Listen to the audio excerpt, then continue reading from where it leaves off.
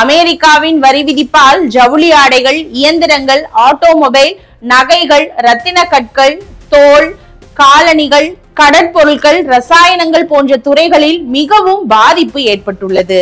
எனவே உடனடி நிவாரணம் வழங்கி பணப்புழக்கத்தை மேம்படுத்தவும், செலவு சுமைகளை குறைக்கவும் சுங்க வரிகளால் பாதிக்கப்பட்ட அனைத்து ஏற்றுமதியாளர்களுக்கும் சிறப்பு வட்டி மானிய திட்டம் அறிமுகம், அதிக சுங்கவரி சந்தை அபாயங்களை ஈடுகட்ட தடையற்ற வர்த்தக ஒப்பந்தங்கள் மற்றும் இருதரப்பு ஒப்பந்தங்களை விரிவுபடுத்துதல் ஆகியவற்றை மத்திய அரசு பரிசீலிக்க வேண்டும் என்று அந்த கடிதத்தில் முதலமைச்சர் மு.க.ஸ்டாலின் தெரிவித்திருந்தார். தற்போது மீண்டும் மத்திய அரசை வலியுறுத்திய முதலமைச்சர் ஸ்டாலின், அமெரிக்காவின் 50% வரி விதிப்பு நடவடிக்கை தமிழகத்தின், குறிப்பாக பின்னலாடை மையமான திருப்பூரின் ஏற்றுமதி வர்த்தகத்தை பெரிதும் பாதித்துள்ளது.